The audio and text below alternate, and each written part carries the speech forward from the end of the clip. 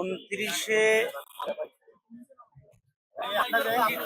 August 29শে August যখন আমাকে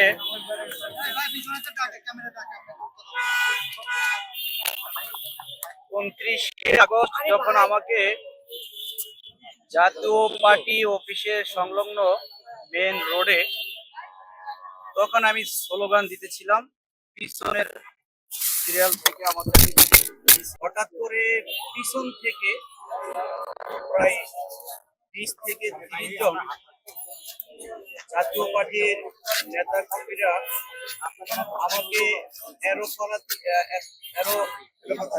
এরোপ্রাতে আঘাত করে আমার মাথায় ব্লাড জমে গিয়েছিল। ডাক্তারেরা ট্রিটমেন্ট গ্রহণ রাখছে। সেই আঘাতে আমার কিডনিতে ইনফেকশন হয়েছে, কিডনি ট্রিটমেন্ট চলছে। প্রস্রাবের রাস্তা দিয়ে গিয়েছে, তাও ট্রিটমেন্ট চলছে। পায়খানার রাস্তা দিয়ে গিয়েছে, তাও ট্রিটমেন্ট চলছে। আমার হাতে এক পর্যায়ে পিটাইতে পিটাইতে পড়াই অনেকটা ফেটছে ডাইন হাত, যেখানে 5টা সেলাই লেগেছে আর বুকের 2টা হাড় নড়ে গিয়েছে। আমি 29শে আগস্ট প্রাথমিক চিকিৎসা নিয়েছিলাম কাকরাইল ইসলামী হাসপাতাল। ঝুঁকিপূর্ণ কারণে সেখান থেকে ঢাকা মেডিকেল আমাকে রেফার করে।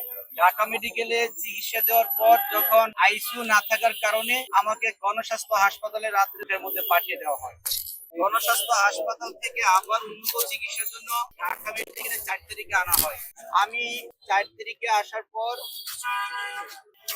4 তারিখে যখন ঢাকা মেডিকেল আনার পর লিফটের 2 ওয়েস্ট কেবিনের 2 নম্বর রুমে আমাকে রাখা হয়েছে। ডাক্তার বলেছে আমাকে পুরোপুরি সুস্থ হয়ে উঠতে প্রায় 1.5 থেকে 2 মাস লাগবে।